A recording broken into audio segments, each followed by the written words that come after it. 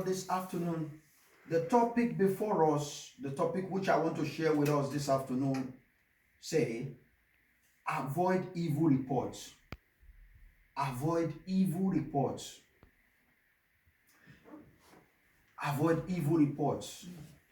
Hallelujah. Amen. By the special grace of God in the book of Numbers 13, where we are taking our text from today, Numbers 13, verse 30 to 32, tells us in summary of a story of 12 spies that God instructed his servant Moses to send to the land of Canaan to spy the land which God has promised his children, the children of Israel.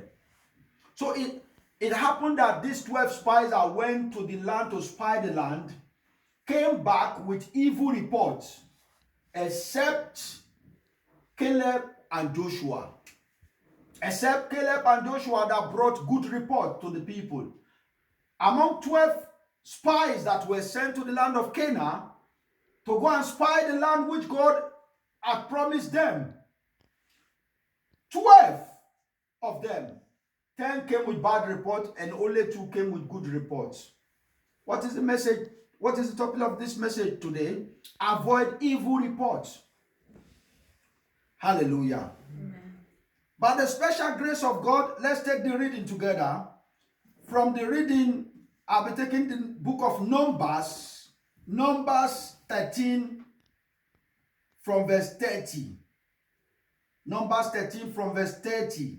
Hallelujah. Amen. Numbers 13 from verse 30 to 32. If you are there, quickly read to our hearing. Numbers 13, 30.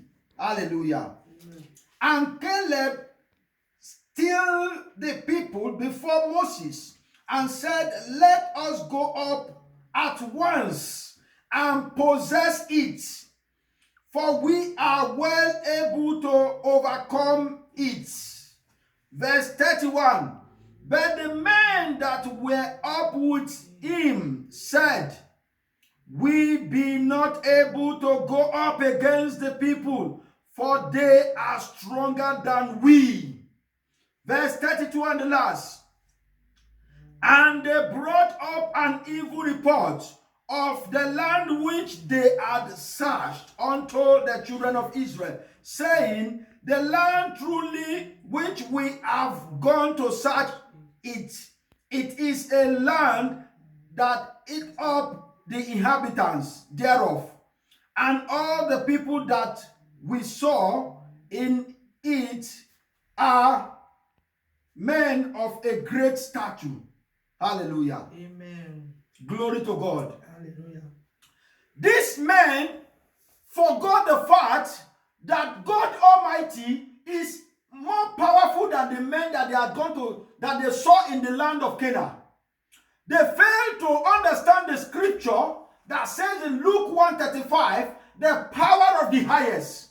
That means the power of God is the highest power. There is no power that can rival it. That was the consciousness that Caleb and Joshua had. They had a consciousness. They have studied the word of God. They knew quite well that God Almighty, their Father, is the highest power. So no power can rival it. They know that one with God is more than majority. They know, according to the scripture in Romans 8 verse 31, that says, "If God be for you, who can be against you?" They have already eaten this word that Joshua 1:8 said, "Let this book of the law never depart from your mouth, but you shall meditate therein day and night, because in it you shall have good success, because in it shall make your way to prosper." So they have this consciousness in them that because they had this big God, they are able to possess the land. But the other men brought evil reports. Is it not the same today in the world? When you hear the news, anytime you tune your TV station, anytime you go to your Facebook page, what all you hear in the Facebook page is bad reports, not good reports. 300 people died in so country, 600 and something died in so country, 900 and something died in so country. That's just what you hear. It is only the word of God that gives you good news, beloved. It is only the word of God that gives you hope in God.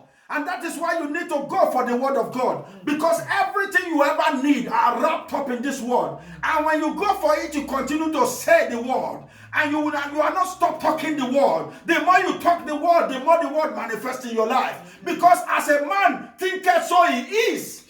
What you think is what you speak out. When you think good, you speak good. When you think evil, you speak evil. So stop thinking evil and continue to think good. Stop listening to evil and continue to hear good. Because the Bible tells us in Romans 10 verse 17, faith cometh by hearing, and hearing by the word of God. So it amounts to what you hear. Guide what you hear. Refuse to hear evil. Submit to hear good reports.